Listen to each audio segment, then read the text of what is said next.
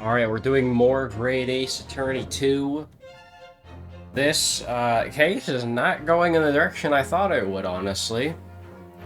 Because now we're doing an investigation in the middle of a trial. Which, I don't know how long this section's gonna be, but it's cool because we get to play as Sholmes and Mikitoba for a little bit. I don't know, maybe I saved at a weird spot. This must be a mousetrap, I think. Perhaps I could distract the crewman's attention with this somehow. Yeah.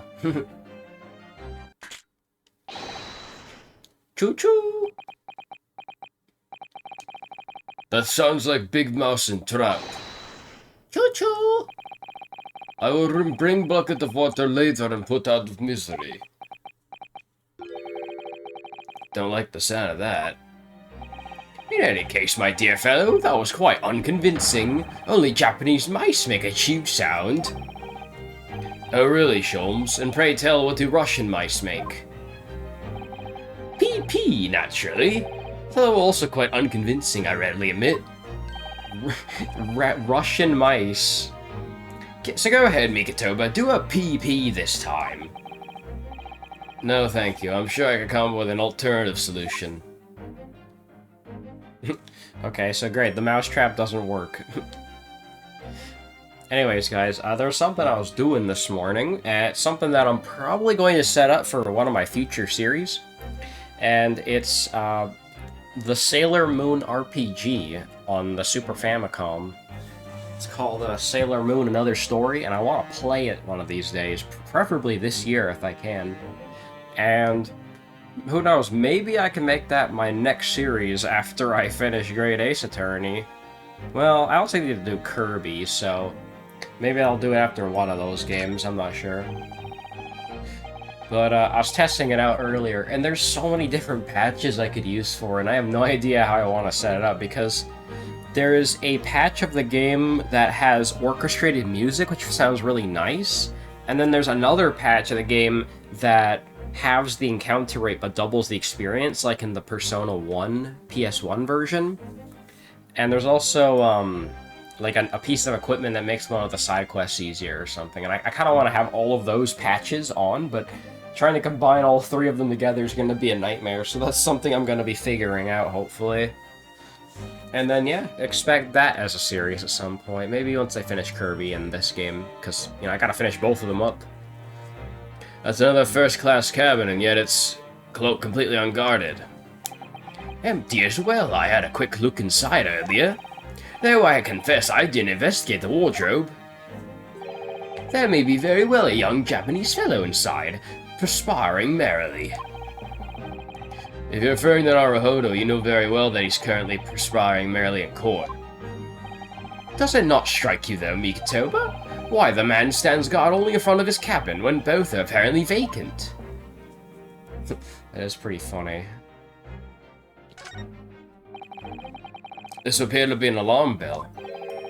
All hell would break loose if that thing were to ring. The whole crew would know about it. Yeah, set it off. Here goes, then. Pardon me in advance. You, what are you doing? If you were at sea, that would be a very bad problem. What's going on down there? Seaman Stroganoff, report at once. Sorry, sir, nothing to report, sir. It was just a stupid trick. No, not by me, by world famous... No, as I told you. Now, Sholmes, now. Done. Not even 5 seconds, eh? Well, don't stand there gulping at my brilliance, Mikitoba. In we go. Oh, yes. Well, wasn't that silly? SS Gru's first class cabin number 2. Good gracious. It would appear that the occupant of this cabin did indeed disembark rather hurriedly. And, those clothes. Those clothes on the floor there. They're Seishiro's without question. Well, it seems we are rather just a little too late. Yes, by about 2 hours. Still, whilst we're here, we should investigate thoroughly. There may be well 2 hours worth of clues to find in here.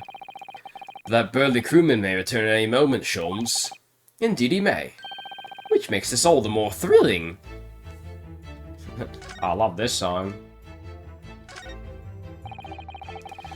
According to the report I was given, Naruhodo was concealing himself in Asogi's wardrobe. Indeed he was, and he was of a similar size to this one. Ah, you must climb inside yourself, my dear fellow. What? Whatever for? It was the sign of my first fateful meeting with Mr. Naruhodo.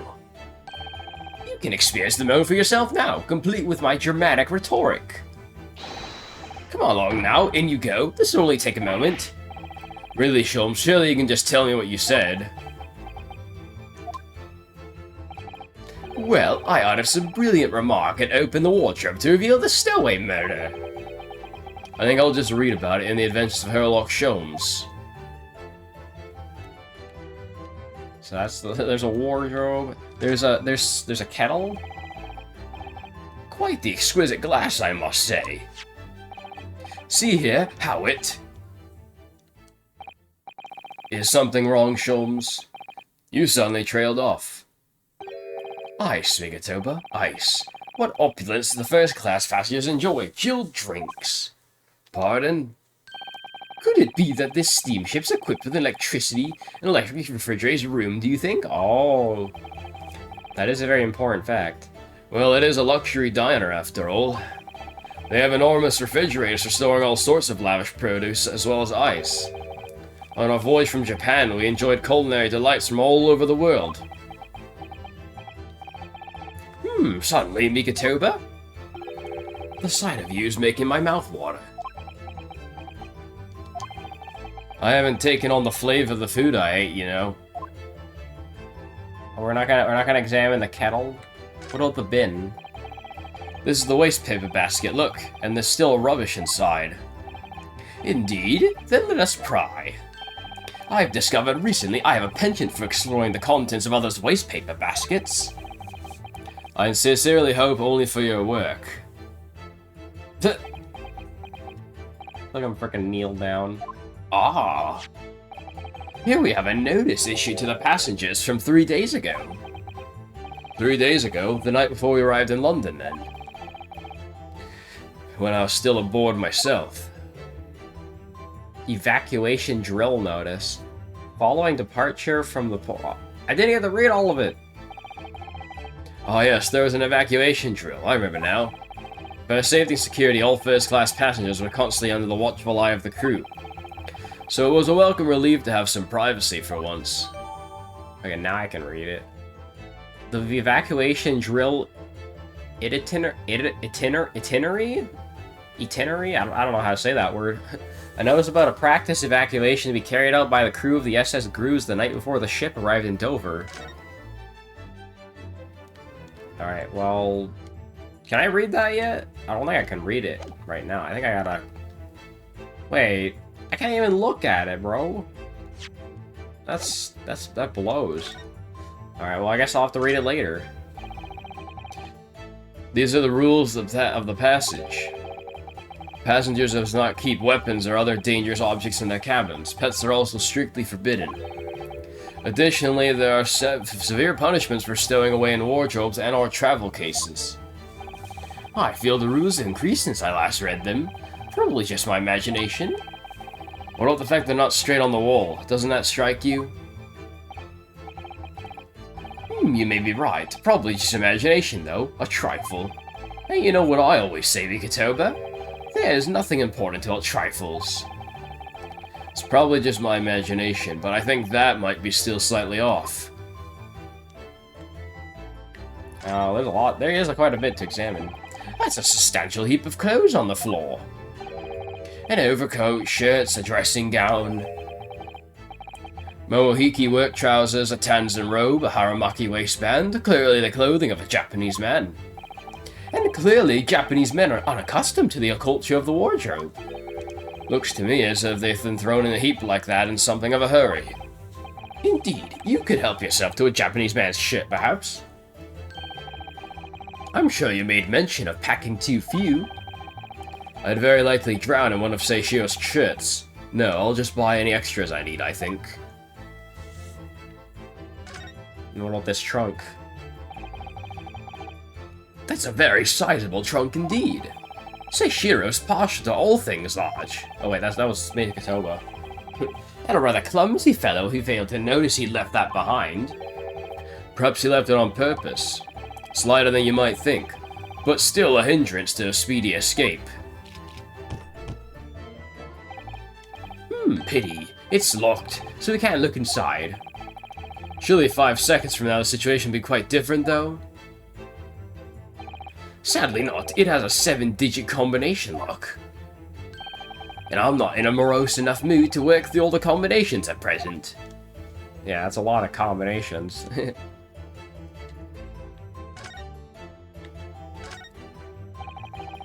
Plenty of reading material to keep passengers occupied on the long sea voyages. I found the mixture of classic literature and easy reading to be most satisfactory, I must say. Huh, whoever sunk the bookcase was a hopeless heretic. There's no copy of the Adventures of Sherlock Holmes, my dear fellows. I'm afraid it's just me, but no, you're quite right. More blasphemous than overlooking the Bible. I shall leave a copy behind. I just happen to have one with me.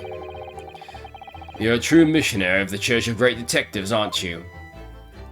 I noticed there's this missing thing here. The walls are slightly different color just here, do you see? Indeed, what you have observed arises when a frame that's been hanging for some time is removed. Perhaps your friend is an art thief. Now there's a bold deduction worthy of a great detective, I'm sure. He may very well be the elusive thief who has been plaguing France's galleries of late. I think perhaps we should focus our attentions elsewhere, don't you, Sholmes? That outline on the wall. I feel as though I might have spotted something of a similar shape and size elsewhere. You are still here! Ah, able Seaman Stroganov, hello again. I was beginning to think you'd never materialize. You are waiting for me? Of course, I was expecting you to burst in with a hearty Russian profanity far sooner. I was in trouble with Captain because of trick you played before. Oh, innocent chicken. That's how you say his name, Chicken. Because Chicken Stroganov. It is all your fault. Ship is leaving port soon. Get off, now. Yeah, because wasn't his brother's name Beef Stroganov? Of course, we shall disembark presently, my dear fellow. But first, there's something that must be done. What are you talking about? Why, naturally. The debunking of your deceit and bearing of the truth. Kakoi!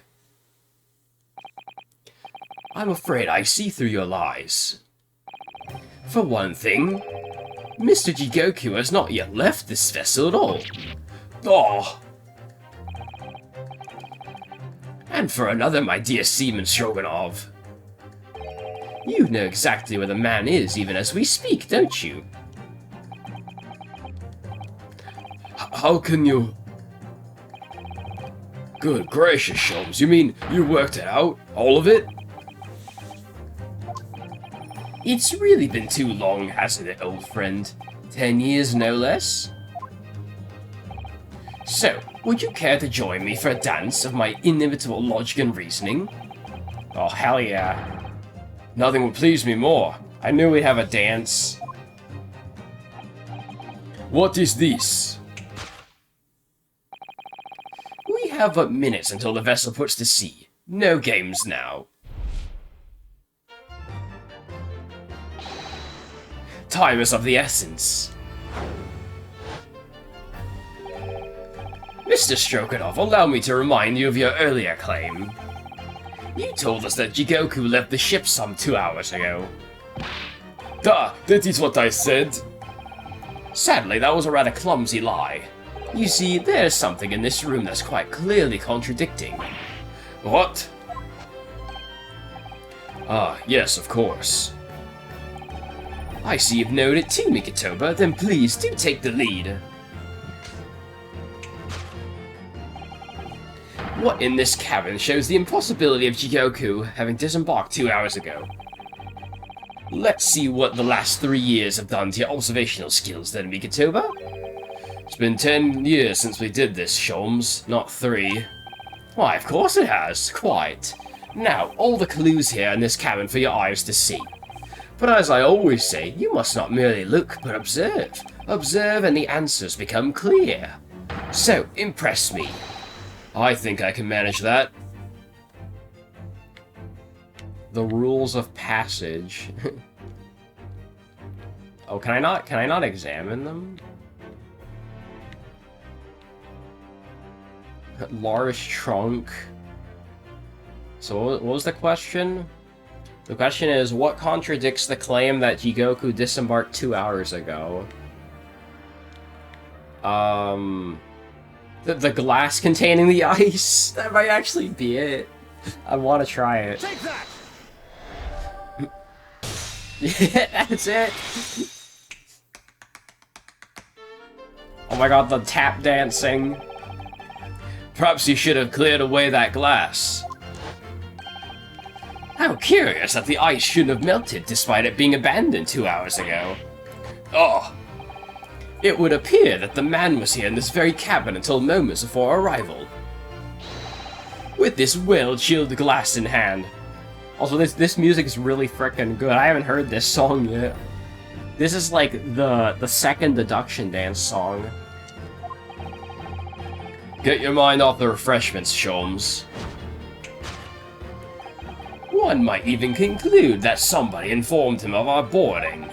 Wouldn't you agree, Mr. Stroganoff? But why would Seishiro run from us? Before we consider that question, allow me to confirm one small matter. Would I be correct in saying that these first-class cabins of the SS Grooves are the same ones in which you and Mr. Jigoku were accommodated on your voyage from Japan? Ah, that's right. They are. It's got Sholmes' theme song in it. That's so cool. I was in the cabin next door and Seishiro was, yes. 50 days in this very cabin during our voyage. As I suspected, for you see, there are traces in this cabin of a dark secret that Mr. Jigoku had to hide. What traces? I know nothing about this. Ah, this is news to you, is it, Mr. Stroganoff? Sholmes, what are you getting at? As I said, there are traces in this cabin of some nefarious activity. Something that appears out of place which I'm quite sure won't have escaped your notice. Something out of place in here. That's the key to this, Mikitoba. Oh, that's the key to this, Mikitoba. The remnants of the dark deed that took place in here are being masked by something quite incongruous. I must say, I didn't foresee ever doing this dance of deduction with you again, Mikitoba. No, quite. But life is full of unexpected twists and turns, as we well know. Now then, let's see if I can't uncover the truth here. Yes, you have the floor, my dear fellow. So, what's rather awkwardly hiding the traces of a crime? Well, do I present the mark on the wall or the rules of passage? I'm gonna just try the rules of passage. Take that! Take that! I was expecting to hear Mikitoba's voice today, but that's cool. It's the rules of passage in this frame here. They're obviously out of place. The way they're hanging crooked on the wall as if they were put in a hurry. Yes, as I'm sure you've already concluded. That frame was originally over here. The shape and size are a perfect match. Ah, you're right. When did frame move? Hardly the most observant of crewmen, are you, Mr. Stroganoff? I would think your captain's quite justified in having his reservations about your reliability. Gah! Oh dear, that really seemed to touch a nerve.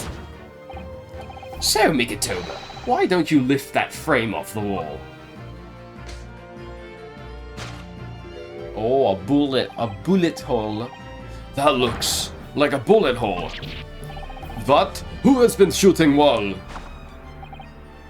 I see, the projectile's been removed. Clearly, the careful occupant of this room has already disposed of it. Now then, Mr. Stroganoff. Oh! I have the distinct impression that you're attempting to shield said occupant. I don't know what you're talking about. Why would I try to protect Eastern Stranger? Ah, so we're talking about the same man, I see. Good. Oh!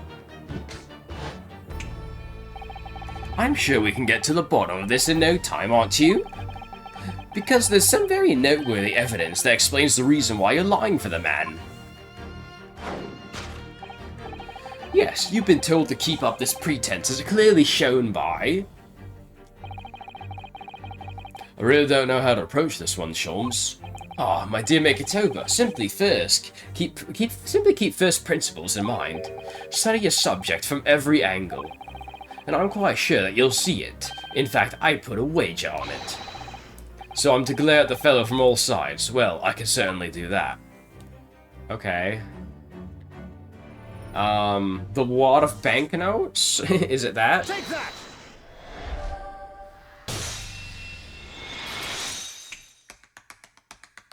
The frickin' tap dancing's so good, I love it. It's almost too obvious for words. Quite. The universal language of the world. Money. Oh! And I'd wager that the Eastern fellow in question is Seishiro Jigoku, yes? Oh! So, I presume you realize what this means. There are clear signs that a crime has been committed in this cabin. And the way you're going, sir, you'll find yourself accused of being an accomplice. But I believe you know, Mr. Stroganoff. You know where Mr. Jigoku's hiding at the precise moment in time. Wait, he's in the fucking trunk? There's no way. As always, Mikitoba, in matters of deduction, the furtive glance is your unfaltering ally. Yes, I think you're onto something there, Sholmes. You found the chink in this burly fellow's armor. We need only follow the man's gaze to know where our prey's hiding. The slightest flicker of the pupils, a minutely delayed blink. Nothing escapes my attention, even that which is barely perceptible. You could hardly call this barely perceptible, Sholmes. The man's turned his entire head. It's not exactly what you describe as a furtive glance, is it? It's almost too obvious. We shall let your tip-tapping toes decide, my dear fellow. Yeah, he's in the trunk. Take that! Man, I'm on a roll today with this deduction. You turned immediately to look at this large trunk, didn't you? I mean, if Trevor can hide in a fucking safe, then Jigoku can hide in the goddamn trunk. Oh! The truth is, Seishiro Jigoku was unable to escape from the ship in time, and is, at this very moment, doing his best to stifle his breath inside this trunk. If he still has breath to take, I fear he may be running dangerously low on air. I imagine he didn't count on us making a nuisance of ourselves for quite so long. I think it would be in everyone's best interest for us to open the trunk as quickly as possible. But how can we? Are you forgetting about the combination lock? We don't know the 7-digit code. The combination lock can't be opened from inside the trunk.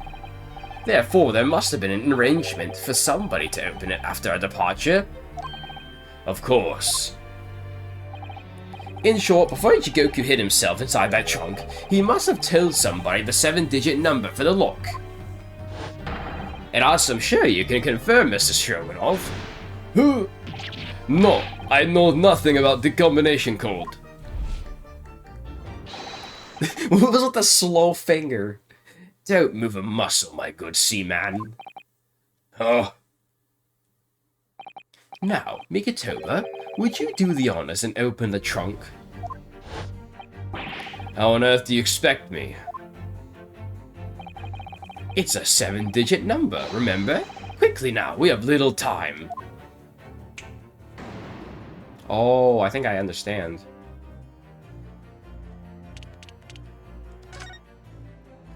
Review scene.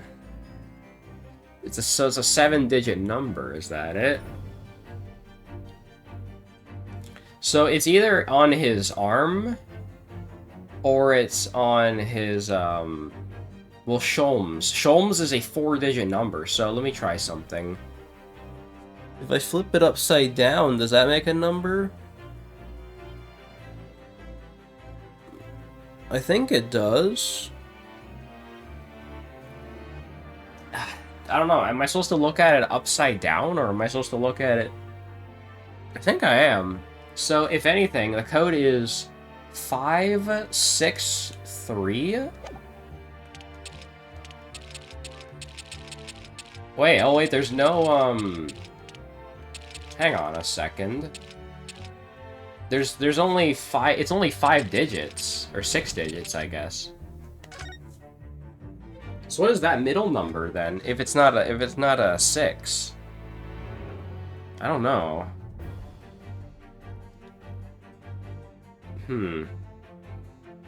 Okay, maybe I'll try something else. 5. I don't know what the second number, but I can definitely do 3, 1, 0, 4, 5. So what's the middle number then? Is that a 2? I can't tell. Like, I'm tilting my head. I guess it could be a 0. It could be a 0. Take that! Let me try that. Nope. No, it's refusing to open. Yeah, I should make a save because I might be doing this the wrong way. I might not supposed to be doing it upside down. I don't know. Tell me, what number did you use? Well, to begin with, I thought I'd try my birthday. Your birthday? Interesting. Since as of today, with that absurd guesswork, you're dead to me. As measured as Everin's response, Sholmes. If you would only look in the right place, Bigato, but the answer would be staring you in the face. The right place. But if you're having a spot of bother, I always find standing on my head aids to the cognitive process. Oh, so it is upside down. So I'm confused. Am I supposed to do it in in reverse, or am I supposed to just do it upside down? Because if that's the case, then it's 5401. 5401 3 something 5. What is that? Is that a 4 or what? Like, what is that number? That's the only one I can't really make out because it looks like a 6 or a 9. Or it could be a 3. It can't be a 3, can it? No. That's the only one I don't really understand.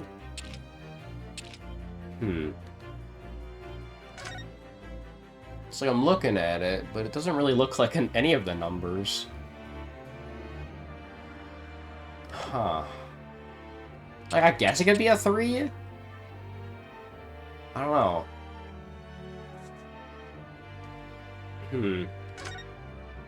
This is like that's like the only one that stumps me is the Sholmes. But if we're going by, you know, like E's, the letter E can be interpreted as a 3. So is it 3 again?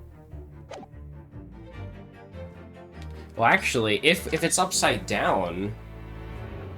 Actually, is it upside down? I don't know. I don't know, let's try it. Take that! Okay, no, it's not that. Well, I have a save just in case, I'm pretty sure. I can't tell what that number is. Take that! That's the only one that's really, like, fucking with me.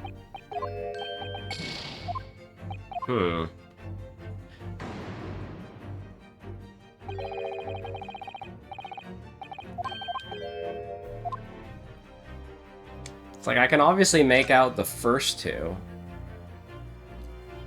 Yeah, I don't know what that last one is. It's so confusing. Is it also a 5? Like... I don't know. Take that! No, I don't know. Well, I have a save, don't I?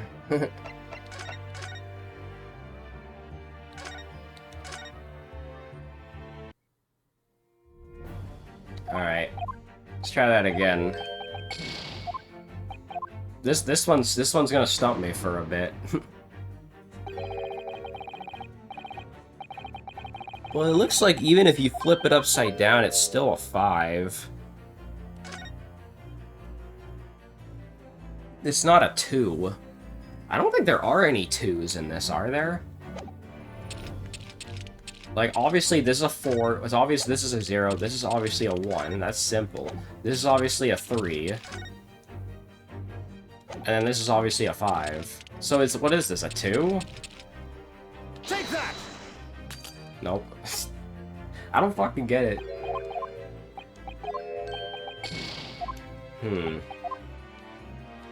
I'm gonna look this up to make sure I'm not doing this wrong.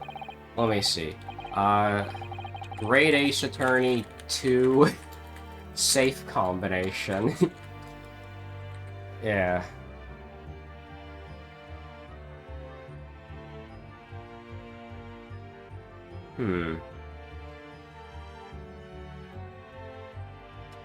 Let me see.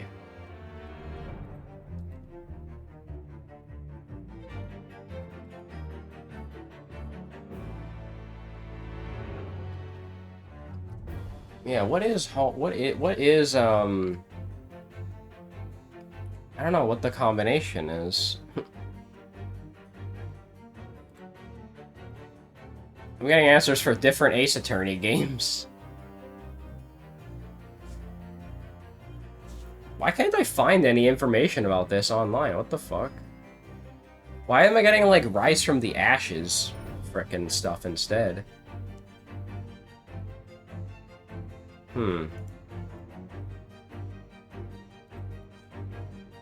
It's like I look up Great Ace Attorney 2 safe combination. I don't actually get any, I don't actually get anything from it. Okay, I have another idea. What if I look up the resolve of Ryunosuke and Naruhodo, then? Maybe that way I can find it.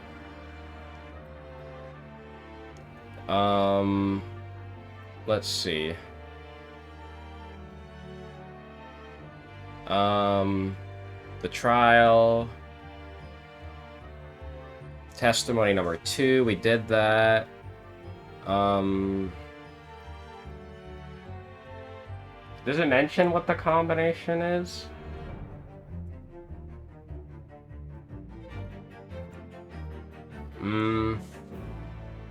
I can't figure this out.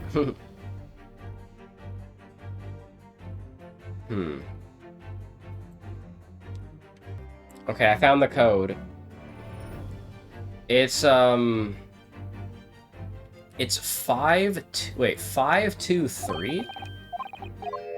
Oh, yeah, I did have to do it in reverse then.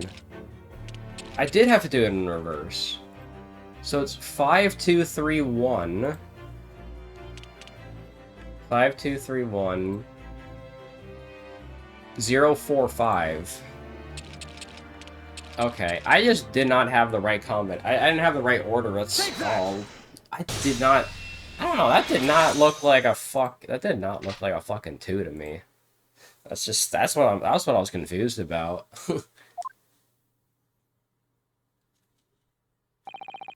That did it. It's open. Well, I'd be curious to see how many people that stumped. You had the medal, didn't you? There he is. Well, Eugen, you found me now. Seishiro.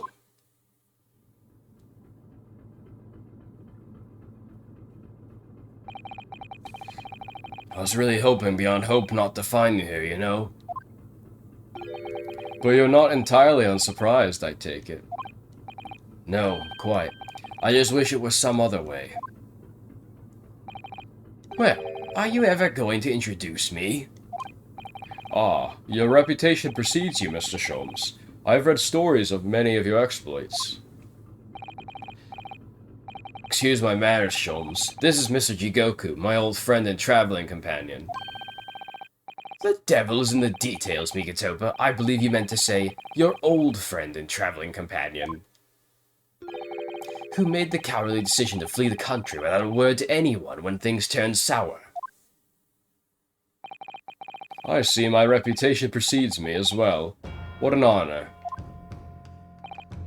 Well, Seishiro, are you going to explain all this? You know it all by now, I imagine. What you didn't know, of course, is that 3 days ago, on the night before arrival in Britain, an attempt was made on my life here on this very ship. By the Reaper of the Bailey? Yes, I've since heard. Because you were once prosecuted by the Reaper, weren't you? 10 years ago now, mind you. And I had no idea at the time what a dangerous individual he was. Anyways, when we arrived in London to find the symposium was postponed until goodness knows when, it became all too apparent to me that I might very well be targeted again. So you decided to flee the capital without saying a word to me about it? I'm afraid so, yes. Of course, I realize now that I really ought to have confided in you. Somewhat unsurprising, I must say. What is? Well, first-class cabins above luxury steamships are in very short supply. It's more than a little hard to believe that this one just happened to be available. So says the protagonist of some colorful short stories. Well, I don't care for your opinion. The cabin did just happen to be available, so I purchased a ticket and here I am. I've just seen for myself the obvious remnants of the incident in the cabin. So you'd already purchased your return ticket before you even docked in Dover, had you? To prevent anyone else taking this cabin and seeing the evidence, is that it? Eugen, I have nothing to say to you. Well, in a mere 5 minutes, this ship will set off on its onward voyage and not make port again until Italy. I'm afraid we must insist that you disembark with us at once. You have no jurisdiction over my movements. We have this, Seishiro. Take it. What is it? It's a subpoena from the Old Bailey. You're a man of the law. You know what the ramifications of ignoring a document like this from the British courts would be. You came prepared then, Eugen. Come on, let's go. One moment. What is it, Sholmes? Inside Mr. Jigoku's trunk, I found this rather fascinating trinket. What is that? Seishiro. I can't help you, I'm afraid. Some small component from something. But what, I have no idea. By the look on his face, I think he genuinely doesn't know. Well, let us pocket it as a small souvenir as our brief sojourn in France. Okay. I guess to be fair, we can't look at the court record because we're not playing as Ryunosuke right now, which, you know, makes sense. Alright. Well, young Naruhodo, I think we've done as much as we can, I'm afraid. The rest will be on the shoulders of you and your assistant.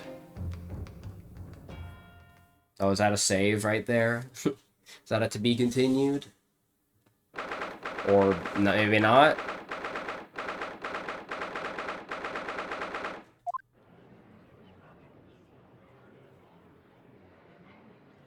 Damn, where's the to be continues in this? Kazuma Sogi, I know you and I know you wouldn't lie. But still, there's no doubt that you're holding something back. You know more than you're saying. During the past 30 minutes while this court was adjourned, all possible efforts were expended. But sadly, Mr. Jigoku's whereabouts could not be ascertained. We must accept this unfortunate conclusion that the Reaper's already done the deed.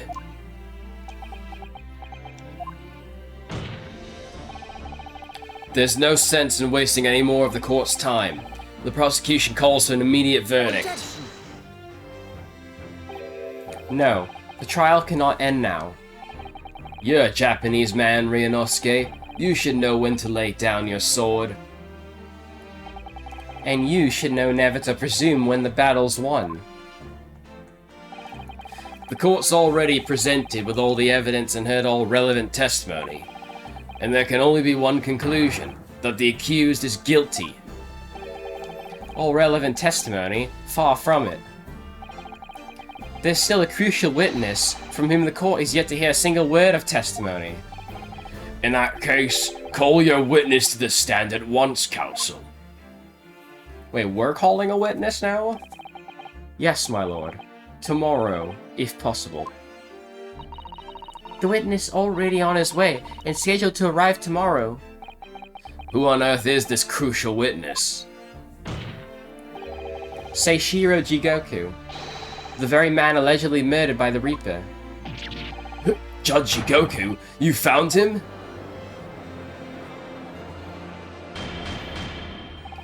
But the investigations are a policing resource and the capital suggests that Jigoku's already dead. How in the name of God did you find the man? That's a good line. He was located in France during the recess, at the port of Dunkirk.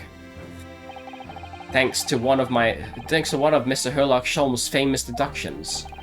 Herlock Sholmes? Inspector Gregson almost certainly met with Mr. Jigoku on the night of his death. Because along with Prosecutor Sogi, Gregson was on a mission to assassinate the man.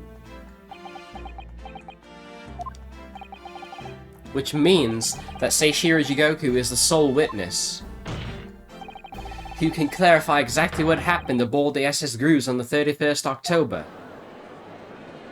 Look at him just fucking standing there. Well, it would appear that it's too soon to move to adjudication at this point.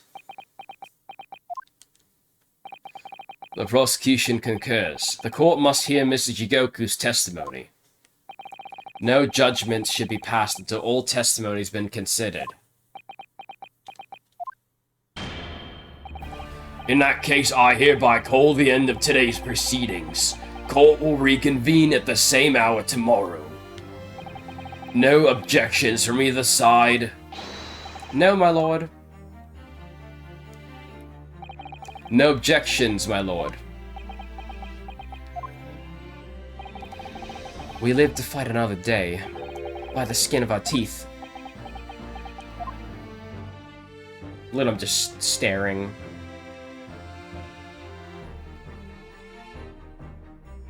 Yep, there's my to be continued.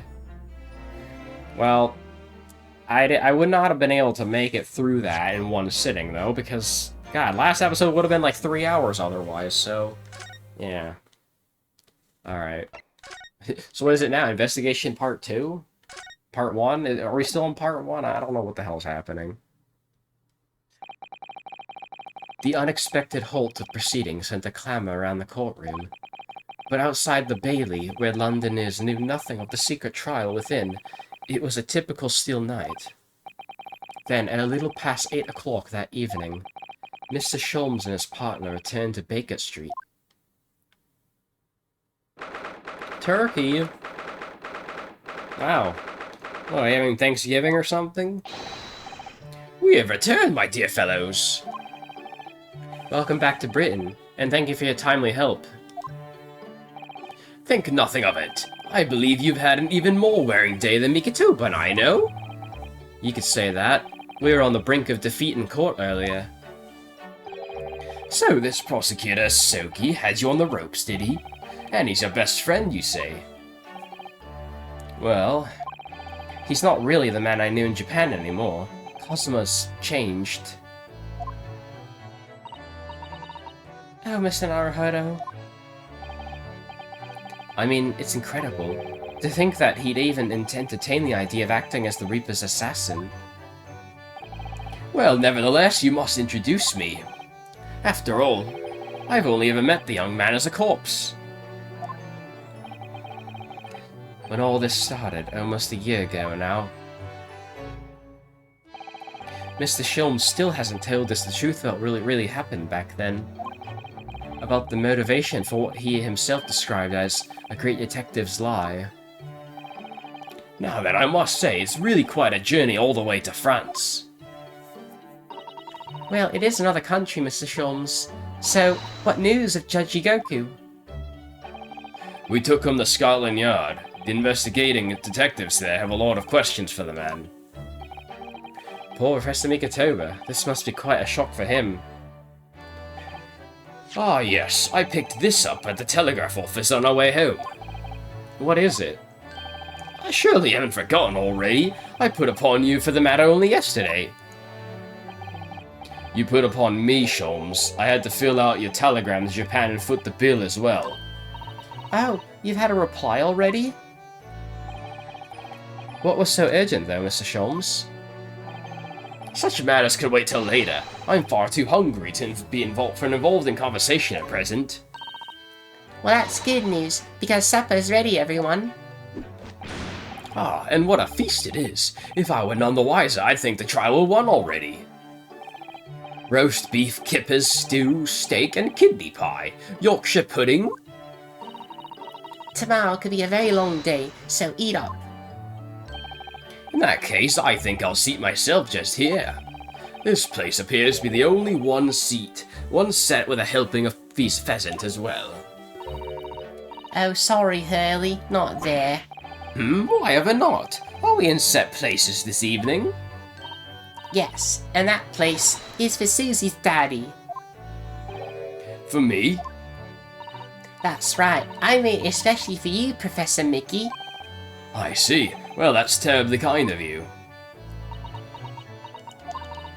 It's a shame, really. What do you mean? Well, for a brief moment, I believed it. That Susie and I were half-sisters, I mean. Oh. That is definitely a bit devastating. Iris, do you mean... Yes, I know now. I overheard yesterday. I secretly listened into the conversation you had after I tricked you all into thinking I left. What? Look at him fall over. Hang on, I need to see that again on the Twitch replay. Hold on, let me see. Oh no, my Twitch is behind. Shit. The misunderstandings arose because of that autopsy report from 10 years ago. Wait, hang on, I think it's happening on the phone. Hang on, let me see. I saw it again. So I never get old. That animation never gets old. But actually, it turned out that neither Dr. Watson nor Professor Mikotoba are Iris's father. Yes, about that, Iris. You know, I know. You can't tell me at the moment. Oh, Iris. The pheasant is by way of an apology. I'm sorry for eavesdropping. Oh, no, that's quite alright. Then why don't I get any apologetic pheasant? So just who is Iris's father? I suppose that's not something we'll be finding out today. So then, let us dine, while the largely pheasant-less plates are still piping hot. A fine idea, Sholmes. It all looks absolutely delicious.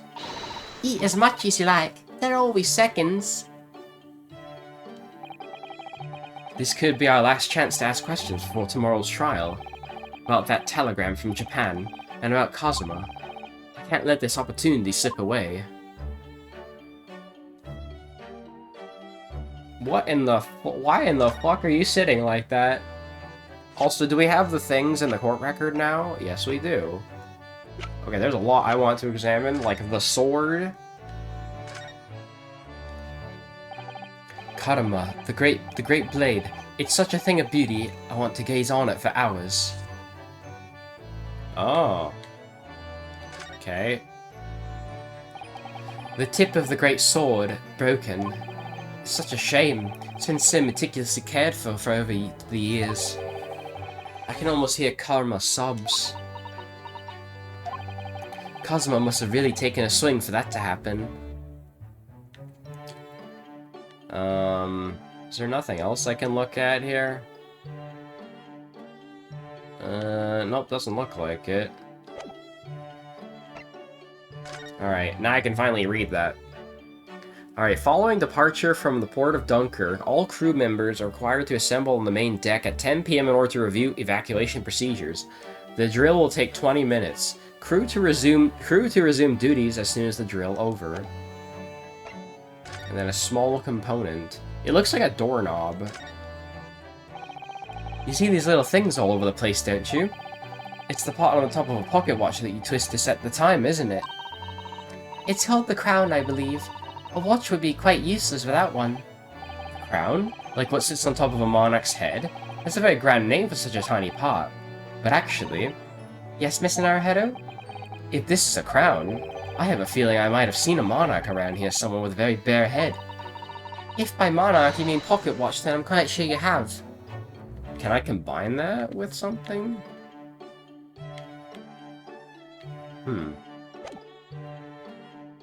A small machine part that Mr. Sholmes found in Judge Yigoku's cabin.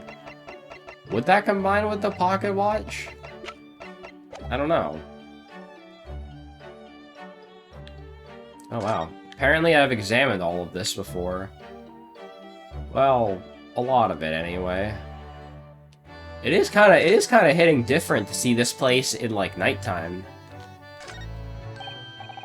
Mr. Sholmes, what are you doing? Sad.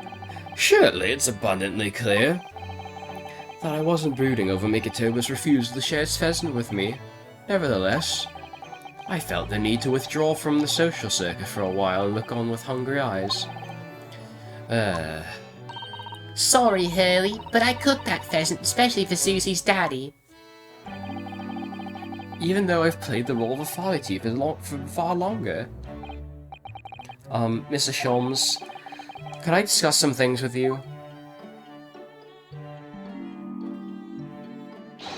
Certainly, my dear fellow, I find myself quite in the mood for a spell of conversation. No doubt, you're hungry to learn more of my deep love for game. I can probably contain my curiosity on that one. You need to look at me in that fashion. In what fashion? It seems that before we discuss the pheasant, we have some rather unpheasant matters to discuss. Yeah, that was a good one. Damn it, I wanted to use my soundboard for that. Fuck. This is what I get for not opening it. Hey, are we gonna do another dance? Oh my god, I have so much to actually present. Mr. Sholmes, would you mind looking at this? This is hardly the time, Mr. Naruto, as I'm sure you'll appreciate. Oh, no, of course not. My attention is entirely drawn to one single matter now, the pheasant. Anyone would think you hadn't eaten in weeks.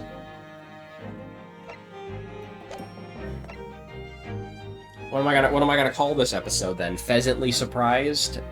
You know what? Let me write that one down before I forget. What episode is this anyway? This is episode 23, I think. I think so. Okay.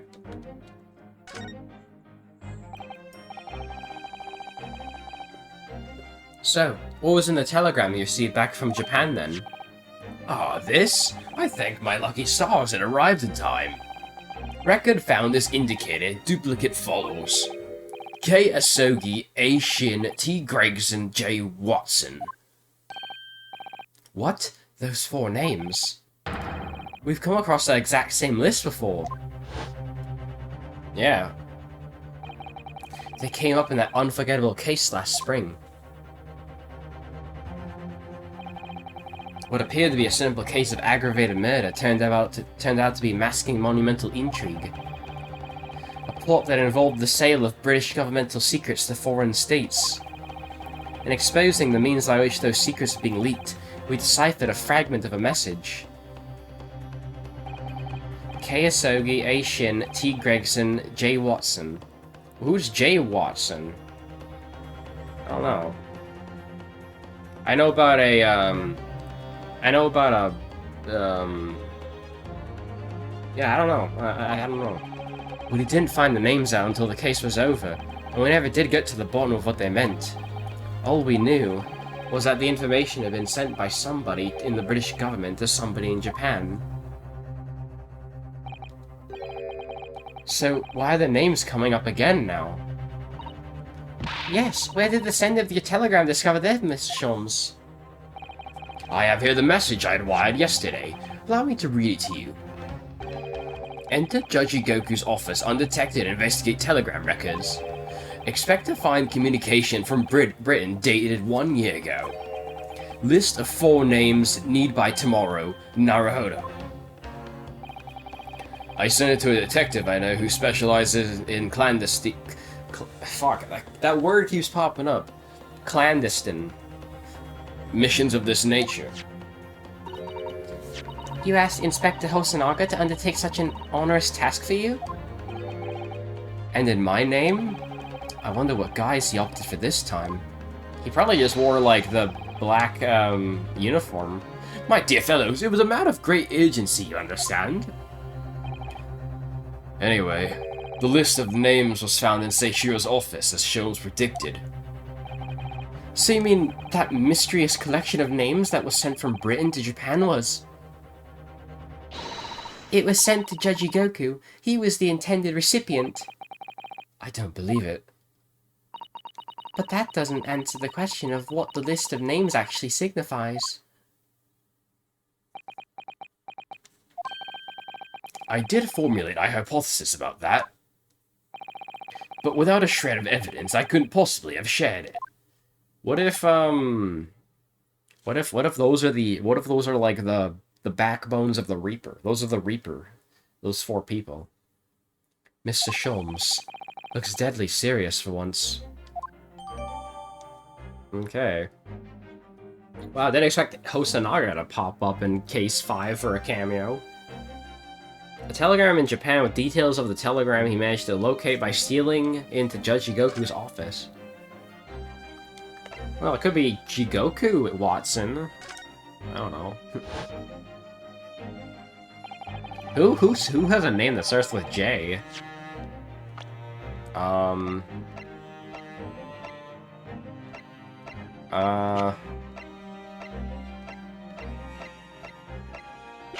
a lot of people, huh? Why do we have all these fart knockers on our court records, though? They're, like, probably never gonna come up again. Oh well. That tragedy we had to go through on the SS Burya. It was all for nothing. Cosmo wasn't dead at all. We were completely taken in by the lie you told us. Your great detective's lie. I took no pleasure in deceiving you. However, at the time, all that concerned me was preventing the young man's study tour from taking place, whatever the cost. What? I capitalized on the events that transpired to see that he was sent back to Japan. His remains, you mean? Precisely, Miss Susato. And then I made sure that somebody else was sent to Britain instead. Oh my, you mean... The arrangement between our 2 countries is already in place. 1 university student lawyer and 1 judicial assistant to be accommodated on a study tour. In other words, by arranging for someone else to fill the place originally intended for Mr. Asogi, I would successfully prevent the man from arriving on our shore for several years at least. Wait, do you mean to say that it was all in aid of stopping Cosmo coming to Britain? That's why you...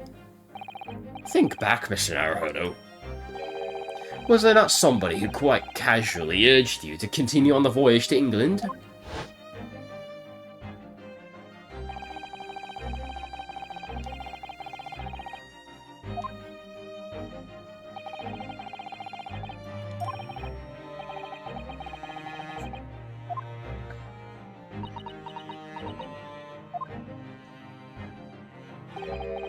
Crazy to think this was case 2 of the last game.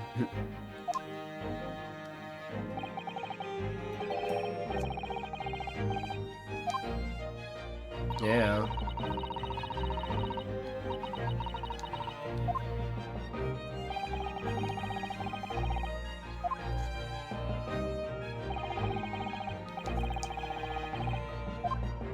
Well, what do you know? We found that capable lawyer, I guess.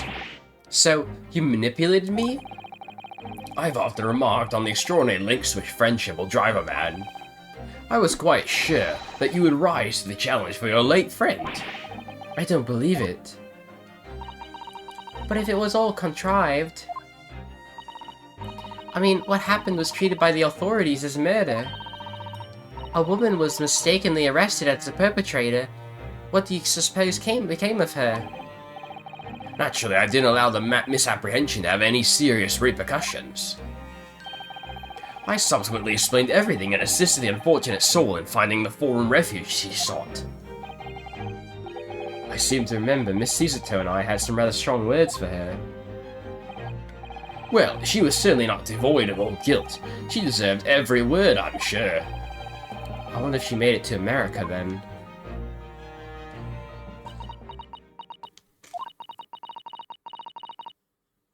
I'm afraid I simply cannot comprehend it. Why would you go to such lengths, Mr. Sholmes? Why are you so determined to stop Cosmosummer from reaching Britain? The truth is, 12 months ago, there was already a very tangible omen of the impending tragedy, you see? Oh. An omen that at this very moment in time is close at hand.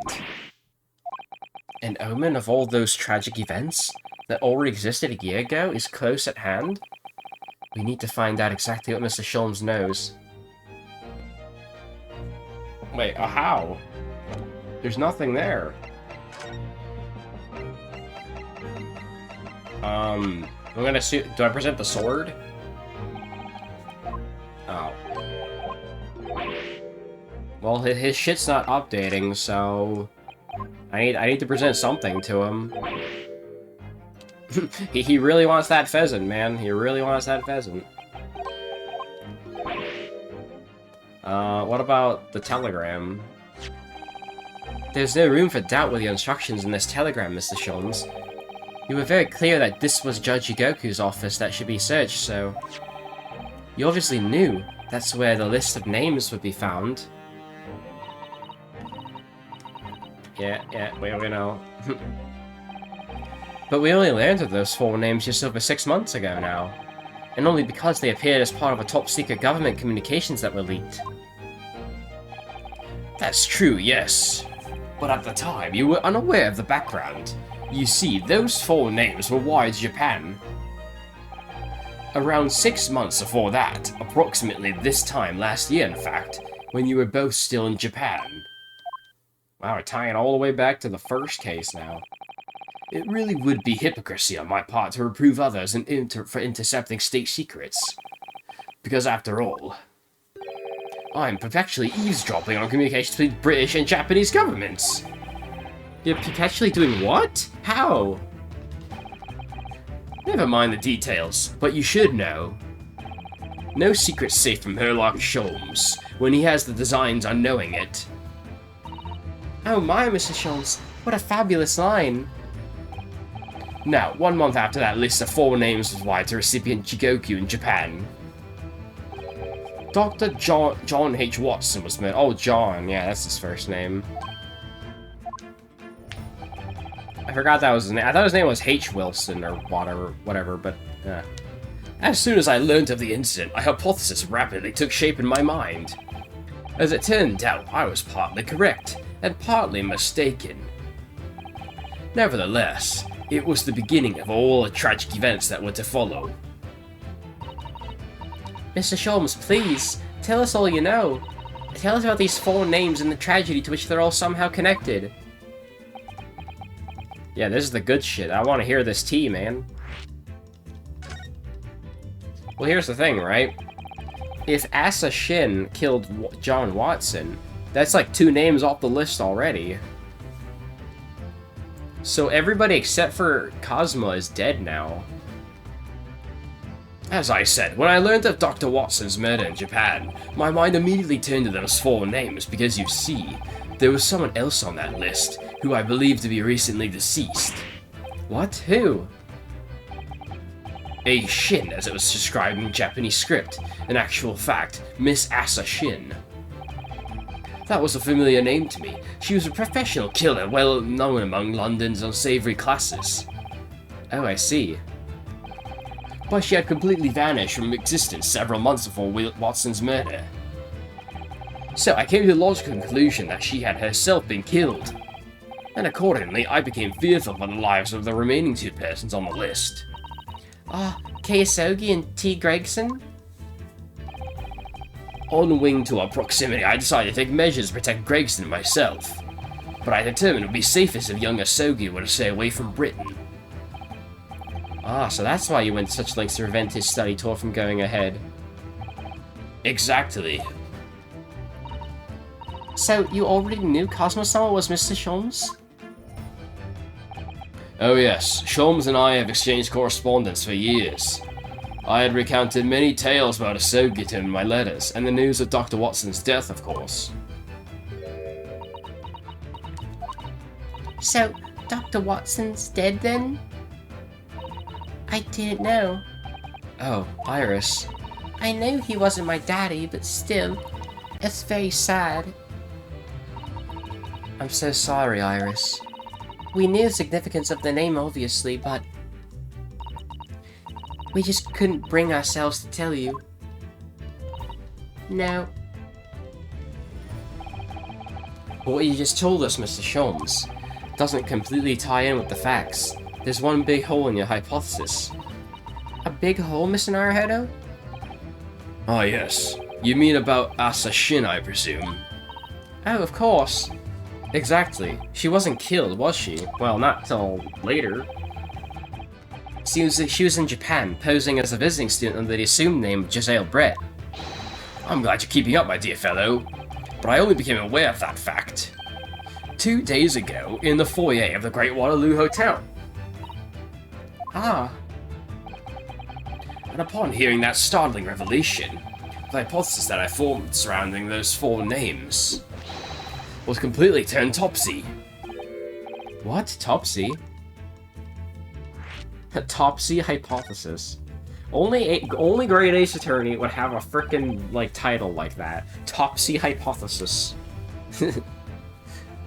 Oh hey, a bunch of my videos just went up right now. Great Ace Attorney Part 13, Anger Birds Part 7, and Infinite Crap Part 9. What do you mean when you say hypothesis was turned topsy, Mr. Sholmes? I had believed all four names on the list to be the names of victims. However, I was mistaken. Very much so, Asa Shin was a killer. So this telegram is a list of both victims and killers, is it? Indeed, and it would seem that Miss Shin was dispatched from Britain with the sole intention of dispatching Dr. Watson. Her visiting student status being merely a front. Ah. Which would of course explain why no motive could be determined for her actions. So the real reason Dr. Watson was killed by Asa Shin is because he was the target of an assassination. And formed with that knowledge, fresh consideration of this telegram puts the list in a very different perspective. What do you mean? Well, does it not strike you? There is another among the four. So wait, hang on, I'm trying to think. Was Asogi trying to kill Gregson then? Who subsequently became a visiting student. Wait, you mean... But of course, a name you know only too well. You mean...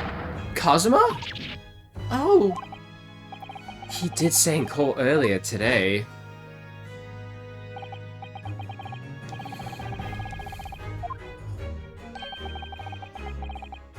Oh shit.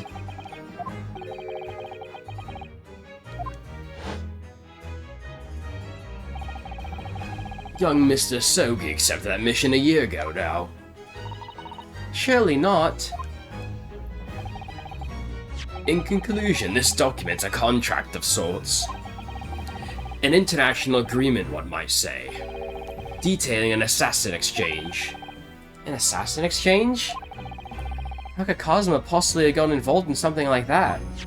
Yeah, I'm trying to wonder, like, what is the point of this assassination? Like, why? What does he get out of doing this assassination? Is what I'm trying to figure out. Let's assume that we have two parties, each wishing to dispose of a distinct individual. Those two parties then make a contract and swap their respective assassination targets. That would then be an assassin exchange. So, to begin with, the British assassin dispatches a visiting student in Japan where she kills her target. And then the Japanese assassin's dispatched as a visiting student to Britain in order to eliminate his target. It certainly does sound like an exchange. But what on earth is the point? Don't forget, Naruhodo, that the British assassin at least escaped conviction, thanks to diplomatic immunity afforded by consulate jurisdiction. Oh, yes. Such jurisdiction should be null and void under the terms of the new treaty between our two countries. So the fact that it was brought into play suggests intervention at the very highest levels. The highest levels? These murders were two sides of the same coin, linked not by a common motive, but a contractual agreement. As such, they appeared utterly unrelated, yet in truth the assassins were complicit in one singular devilish scheme. That disassociation and the safeguard of diplomatic immunity were, I believe, the motivation behind this plot. But wait a minute, Sholmes. If this telegram really is describing the exchange of assassins as you're suggesting, it would mean that the Japanese killer's target was never Seishiro Jigoku at all. It would mean Asogi's target was actually Inspector Gregson. What? Cosmo was here for Gregson? So Judge Jigoku wasn't actually the mark? Yes, that's exactly what it would mean.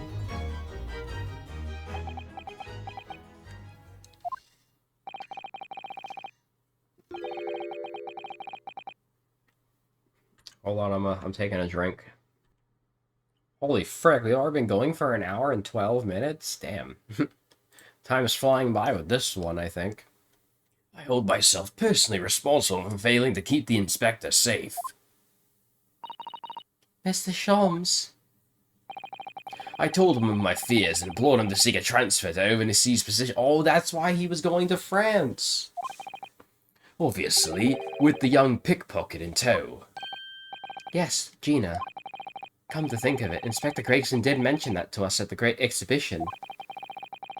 That he'd be transferring to Paris, the Paris police, and taking Gina with him.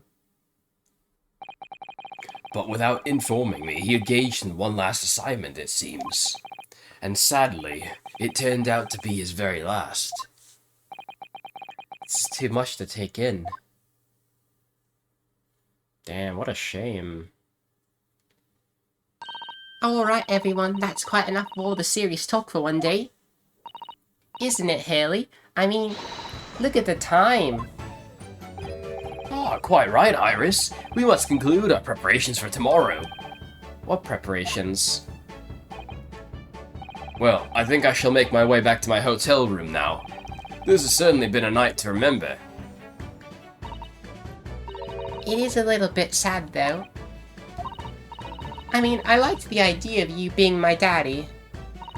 Because then, Susie would have been my big sister.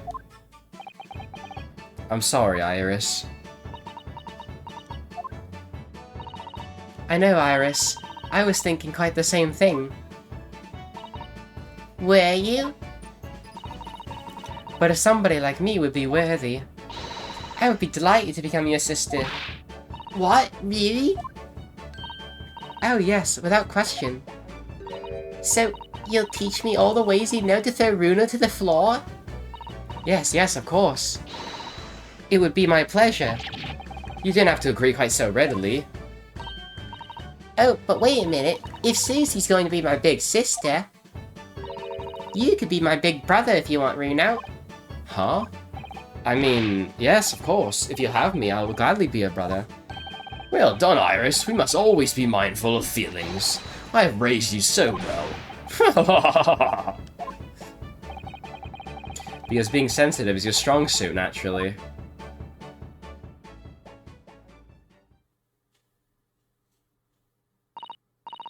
Right, I'm going to work extra hard for tomorrow now, because it's for my big brother and sister. What is all that talk about preparing for tomorrow? Preparing what? You'll just have to wait and see. Oh. Good luck at court tomorrow. I'm expecting a sterling performance. I did my very best, of course. Wow, not a very long investigation, huh? So, the overnight break in the trial's proceedings became a crucial turning point. Exposing new truths whilst posing new conundrums. That list of 4 names on the telegram in Judge Igoku's office.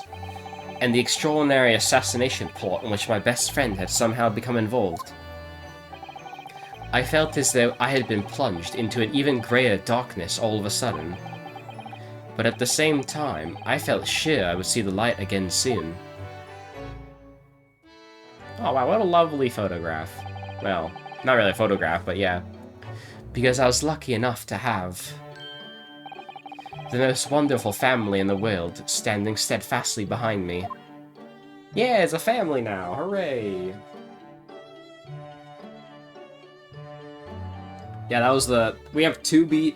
See, the 2B continues are really weirdly spaced. That one was only spaced an hour apart from the last one. And now we have, you know... What are we gonna have, another 3-hour trial segment? Trial Part 2. There's no way this is the end. There's gotta be, like, another segment after this. I'm convinced. But maybe I shouldn't be like that, because, the last time I did that, it was in Case 5 of the last game, and that was a very anticlimactic ending. I feel like I think Case 5 of Greatest Attorney 1 is pretty anticlimactic. Like, it doesn't really wrap up that much. It doesn't really wrap up anything. It's just basically setting up for the second game, and this is going to be the actual, like, finale. Before we begin today, I have a brief announcement. As with the closed trial 10 years ago, some astonishing facts have come to light in these proceedings. The revelation that the well-known Reaper is actually an organization illegally executing its own brand of justice. And the discovery that a respected yard inspector was at its heart until he himself perished in an assassination plot. Well, I say to all members of the judiciary here present on this occasion, that we will stop at nothing to uncover the whole truth behind these disturbing findings. Counsels, you will undertake this trial with the resolve to pursue the truth to the bitter end. Resolve, yes. That's my intention. My lord, if I may inquire. The defendant may speak. On what grounds is Kazuma Sogi permitted to continue in his role as prosecutor? He has admitted to colluding with the victim in a plot to assassinate an innocent man. He shouldn't be enjoying the privilege of freedom, let alone be leading the prosecution. I submitted a written petition to Lord Strongheart, requesting that judgment of my transgressions be delayed by 1 day. You did what? In today's proceedings, I intend to expose everything. My whole life for the last 10 years has all been leading up to this 1 day. Kazuma. Whatever the outcome of this trial, I give my word that I'll accept whatever punishment is deemed appropriate, however severe. And I suggest you prepare yourself for the same, Reaper. Cosmo's bristling with hostility today. I get the distinct impression we're heading into very dangerous territory. Is that really even Cosmo-sama standing before us? As an extreme exception to normal practices, I have granted this prosecutor's request. The defense finds it acceptable, I presume. Yes, my lord. In that case, in the name of Her Majesty the Queen, I hereby declare this court to be in session again. We resume the closed hearing of Barak Van Zeeks. The defense is ready, my lord. The prosecution is more than ready. Very well then, this preamble's taken long enough. Prosecutor Sogi, begin. As you wish, my lord. The prosecution calls the first witness to the stand. Bring Seishiro Jigoku into the courtroom. At last, then, we've reached the final battle. He's putting literally everything on the line now in order to get to the truth. Slap. Come on, Reinosuke. It's time for that steely resolve, because this is going to test it to the limit. Wow. It is so weird to see him at the witness stand. Witness, state your name and occupation for the court. So, it was you who issued this, was it? Your subpoena? I did what was necessary. Well, look what the young man's become. I didn't think I'd see the day when you'd take that tone with me, I must say. The witness will ensure his response are pertinent to the questions asked. My name is Seishiro Jigoku, a Supreme Court judge from the Empire of Japan. 16 years ago, this man came to London as a visiting student. 6 years later, he returned to Japan. As well as presiding over the Supreme Court, he is also currently Japan's Minister of Foreign Affairs.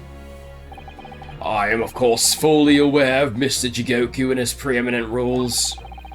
I invited him personally to the International Forensic Science Symposium as a representative of his country. I hear he also played a key role in the conclusion of the Anglo-Japanese Treaty of Friendship and Navigation. It was a great honor to be involved in the negotiations. I put my all into that treaty. Judge Jigoku, I must ask. Well, I never. Fancy the young murdering student turning up here of all places. You acquitted me of yourself. And now, I'm practicing defense lawyer. Wow, I fucked that one up really badly. Yes, and full of self-importance like your friend across the courtroom, I see. You came here to London by invitation to the International Forensic Science Symposium. But then, without informing anyone of your plans, you took flight to France. Took flight? I'd have to object to that turn of phrase. Then explain yourself. What exactly were the circumstances? Well, I was somewhat expecting this, and I'm sorry to say. I declined to comment. What? Leaving the country prematurely when I was invited guest may be questionable etiquette. But my decision is unrelated to this case. I can't be bound to testify. Unrelated, you say?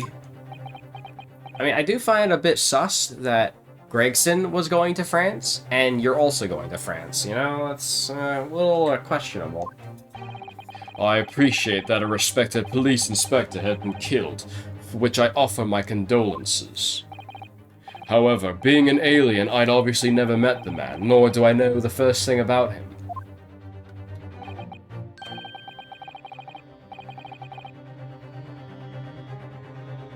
Man, I really need my hydration this morning. As such, I'm in no position to testify. It's as simple as that. So you would run from all this? I beg your pardon. This case is more far-reaching than the murder of Inspector Gregson. It has ties to another murder, a case that was tried in Japan almost a year ago now.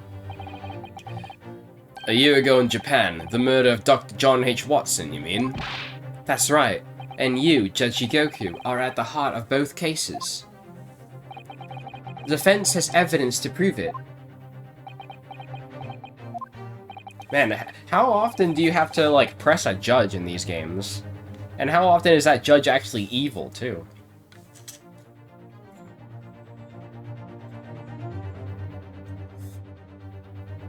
Man, at this point, I'm gonna have to go refill my juice because I'm just sipping too damn much. Well, Ryunosuke, I see from your look in your eyes that you're resolved to carry this through to the very end, too. Let's see your evidence, then. What proof do you have that Seishiro Jigoku's involved in this case? Take this! Take that! This is a telegram detailing communication sent between Britain and Japan approximately 1 year ago. The communication contained 4 names: Keisogi, A. Shin, T. Gregson, and J. Watson. You little... Damn! Where did you get that?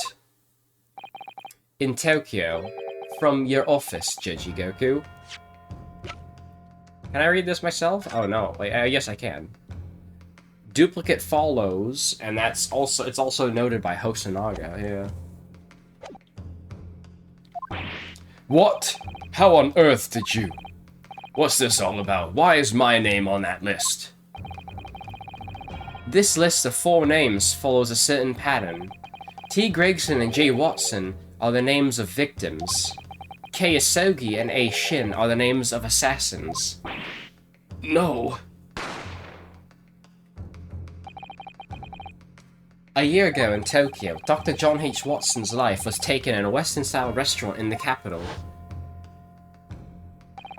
The culprit was found to be a visiting student who went by the name of Giselle Brett, but her real name was Asa Shin, a professional killer sent on a mission to kill from Great Britain.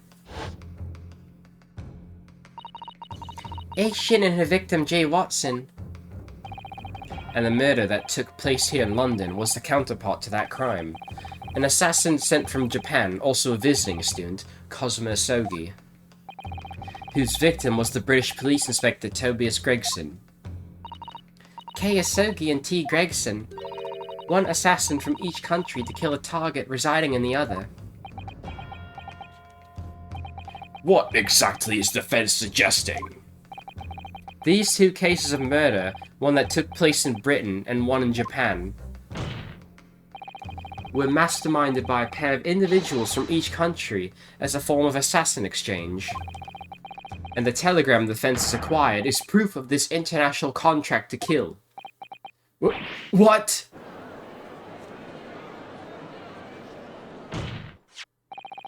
The telegram was found in your office, Judge Goku.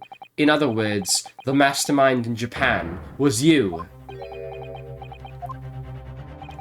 Judge Goku, what's this all about? And you, Kazuma, you lied.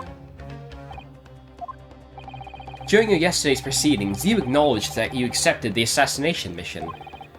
But the mark wasn't Judge Goku at all. It was T. Gregson, Detective Inspector of Scotland Yard, as shown by the name of this killing contract. Very impressive, Ryunosuke. But actually, I didn't lie. The name of the target I was ordered to kill never passed my lips yesterday. The idea that Seishiro was the mark came entirely from you. Ugh. You deliberately avoided saying a name. The defense claims these 4 names indicate some sort of international assassin exchange. I'm sure I speak for all present when I say that the very idea seems utterly absurd. Well, Mr. Jigoku, what do you have to say for yourself? His silence only goes to prove his guilt. There's another very important point that this new development brings to light. There's now a distinct possibility that the scene of Inspector Gregson's actual murder was in the witness's cabin aboard the SS Gruz. Judge Jigoku, you have to testify now. To refuse will put you in contempt of court.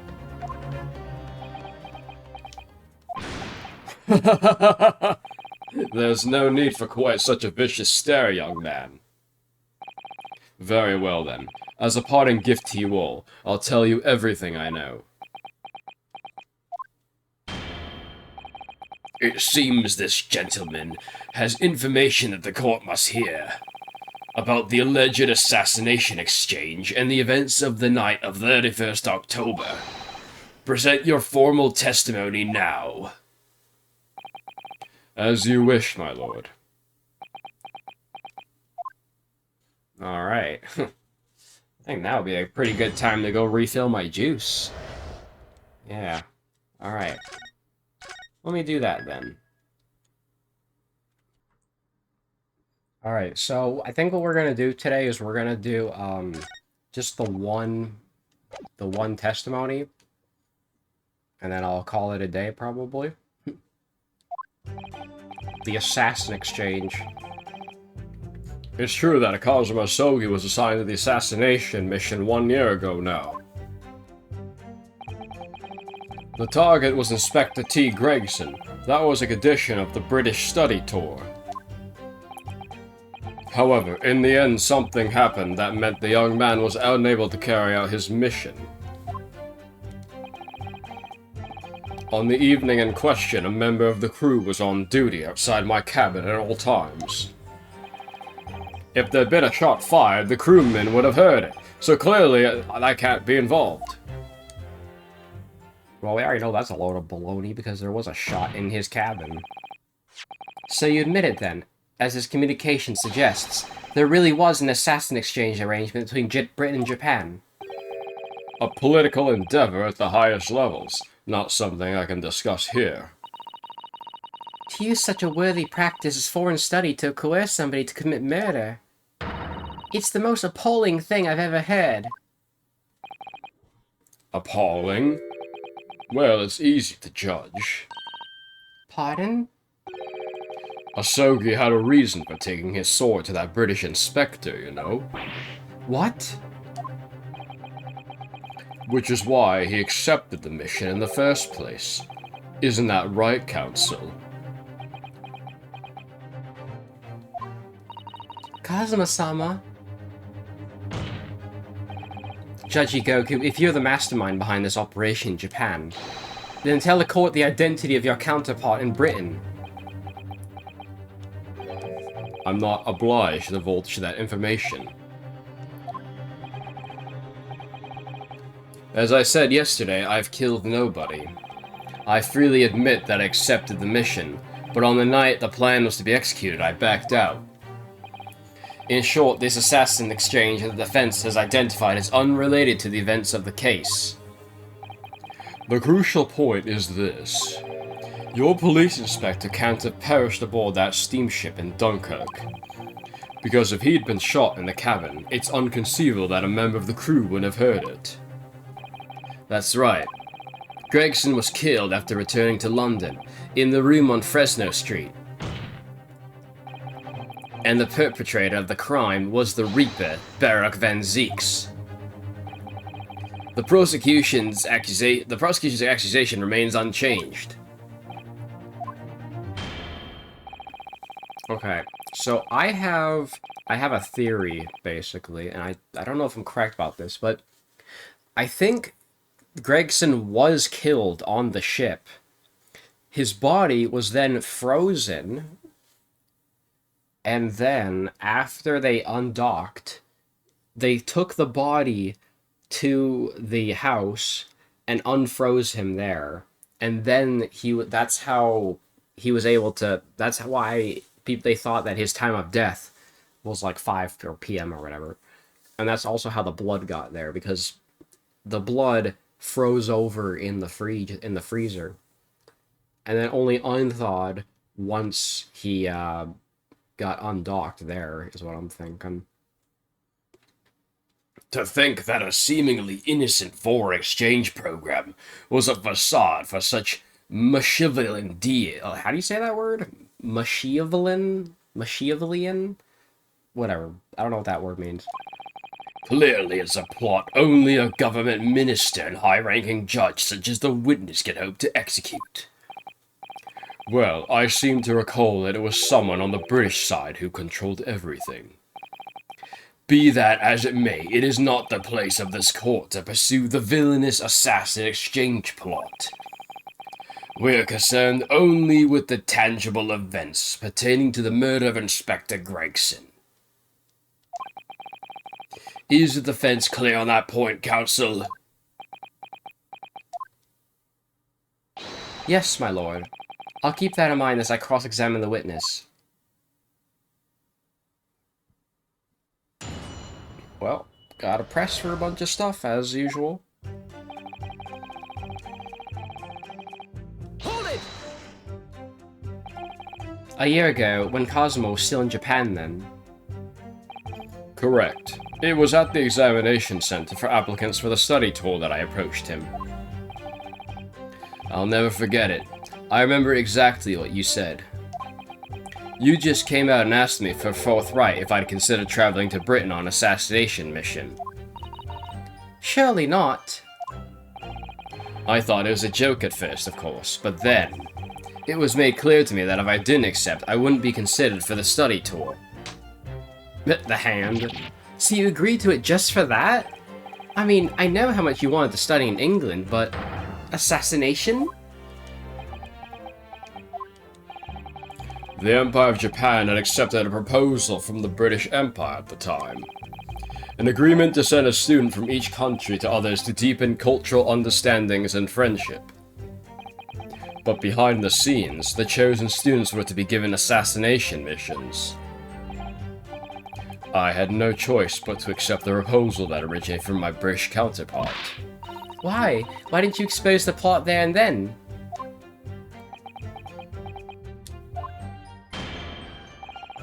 Britain acknowledges no part in these alleged misbegotten dealings. I advise you not to make spurious allegations, Foreign Minister Jigoku.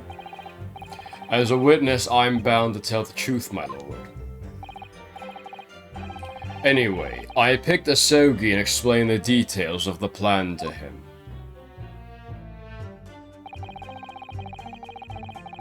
One thing I know is that most of the testimonies in this game are like 5 statements long. It's always 5 statements. Why Cosmo? Why did you pick him as the assassin? He was the most capable of all the applicants, and in addition, I knew his desire to travel to Britain was very strong. In fact, it was almost more than a desire. It was his whole purpose in life.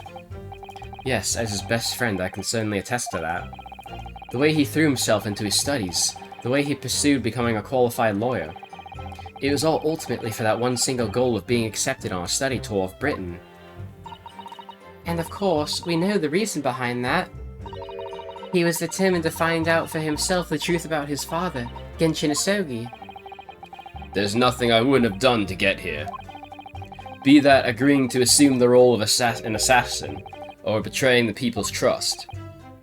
Well, you certainly did a fine job betraying mine, Asogi. But why was Inspector Gregson the target? I have no idea. Those were the orders from Britain. I was in no position to question them. You have no idea, really? I find that hard to believe. Oh, do you? Judge Jigoku was once a visiting student here in Britain himself, of course. Perhaps he has some connection with Inspector Gregson from that time. The defense really ought to catch up. With what? With the fact that the assassin exchange had absolutely nothing to do with the case under scrutiny here. Yes, I've already admitted to recruiting Asogi. I think I can prove something here. But I'm just gonna trying to figure out what statement do I press on. I presume you're referring to the incident that occurred during Cosmo's passage to Britain in January. The awful tragedy that took place on the steamship. Word arrived at the Ministry some 2 weeks after the ship's departure from our shores.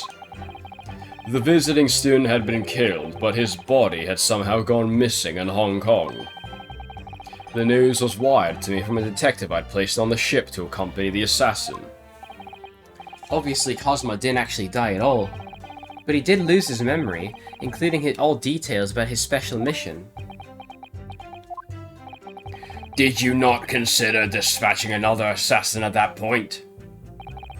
That wasn't possible, simply because that black-clad young student over there had already put himself forward as Asogi's replacement, and there was no way to stop him from reaching Britain. Ah, My hands were completely tied. so Mr. Sholm's strategy worked perfectly. He predicted everything that would happen. Months later, my memory returned. But I never intended to go through with the assassination mission anyway. So you were playing me right from the outset, were you? Is that it? I'd sooner be guilty of that crime than of taking someone else's life. I was prepared to do whatever I had to in order to get myself here to Britain. This line of questioning has gone on long enough. All the court should be concerned about in this testimony given by the witness are details relating to his relationship with Inspector Gregson in the victim's murder. In that case, as I've already made perfectly clear, I had no connection to the man or his death. And you have some means of substantiating this plea?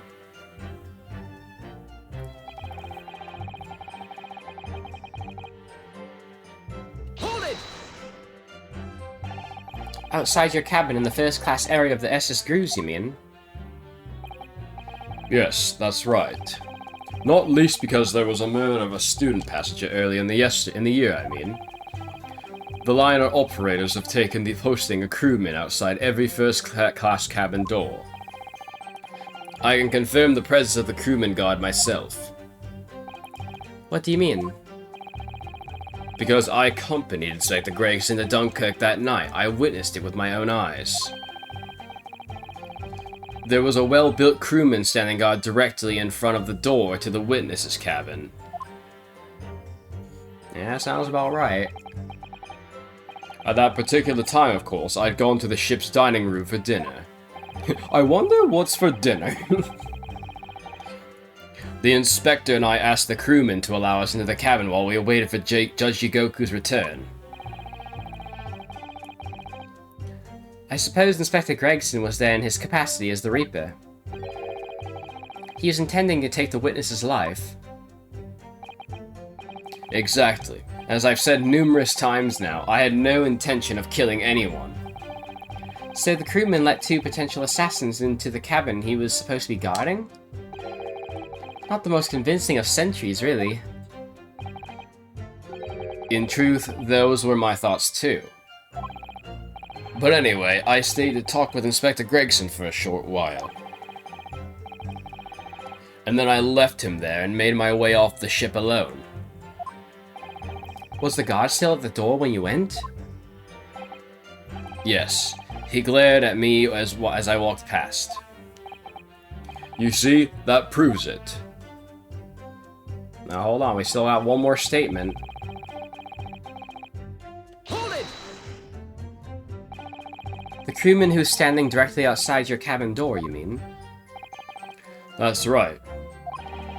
A muscular man with a permanent grim expression on his face. He didn't once move from that spot. To be honest, I thought he was a miserable fellow. But as it happens, he's a vital witness now. There's no doubt that Gregson was killed by a gunshot, and it's inconceivable that a crewman standing just outside the cabin door wouldn't have heard that. But wait, what about the ship's enormous steam engines? The noise of them could have drowned out the sound of the gun being fired. Sadly, young judicial assistant, that won't wash. Oh. You will recall that my cabin was in the first-class area of the ship, which is also, of course, the quietest.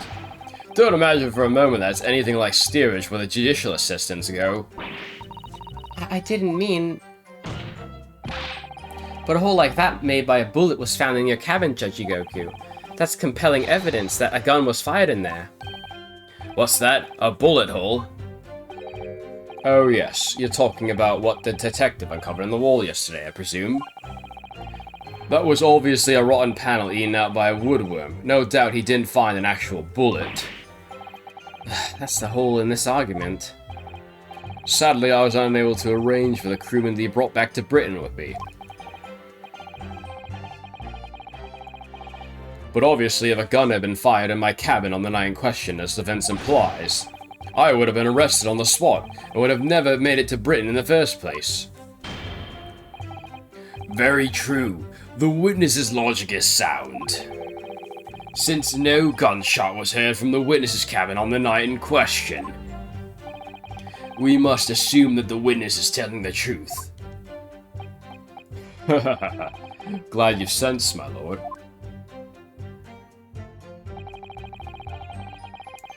I know Cosmo's already admitted to taking on this incredible assassination plot, but even so, hearing it confirmed by somebody else is still a real shock.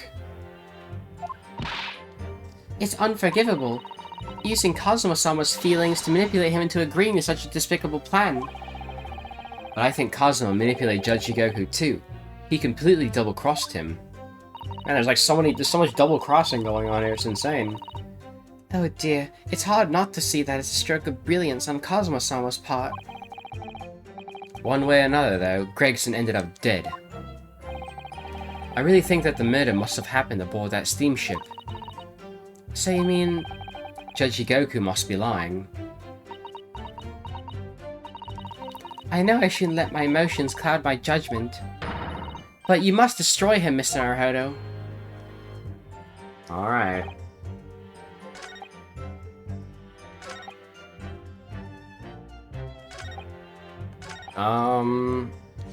Well, let's make a save, just in case we fuck this up. Well, let's see. What statement's more likely? It could be any of these three statements.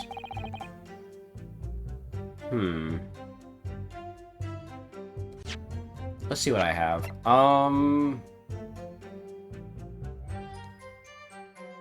There is this.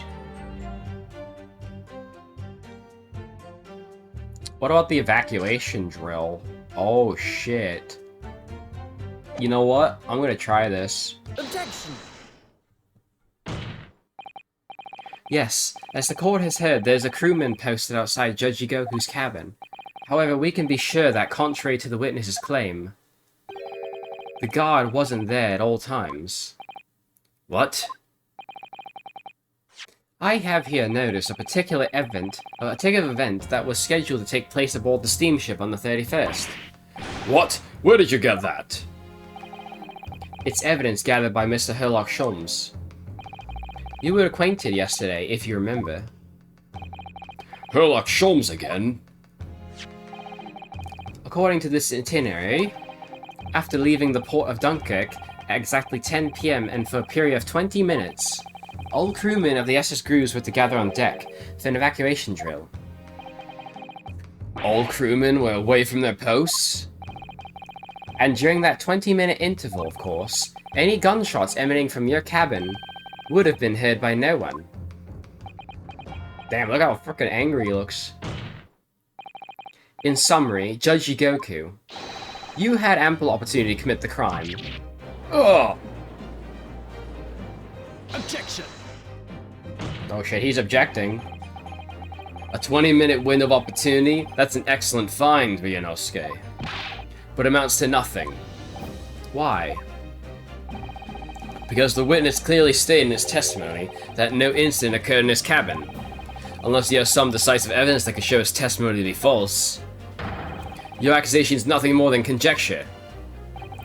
Very true. Well, counsel.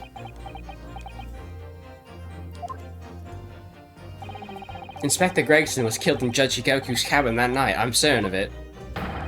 Because the defense has the evidence to prove it.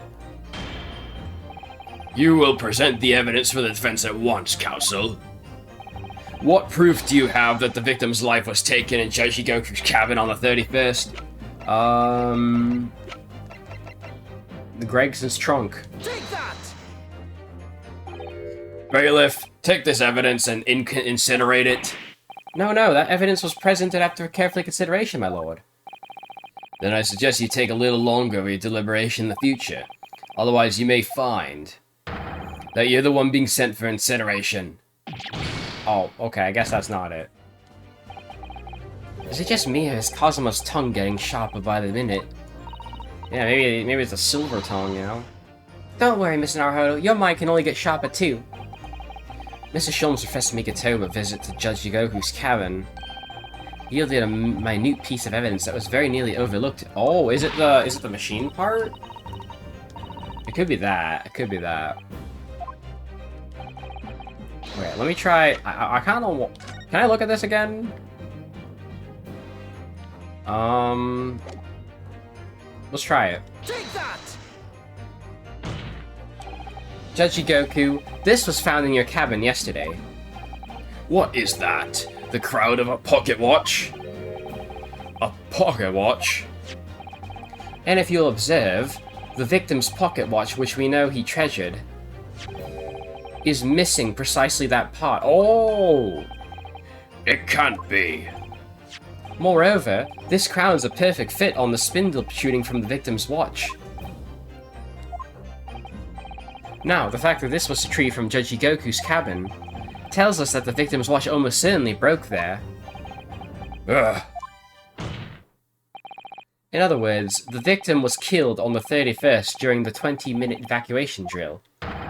In the cabin occupied by you, Judge Jigoku. Well, you're razor sharp, aren't you, you young murderer? Objection! Expertly maneuvered, Ryunosuke. And your argument sounds entirely plausible, at first.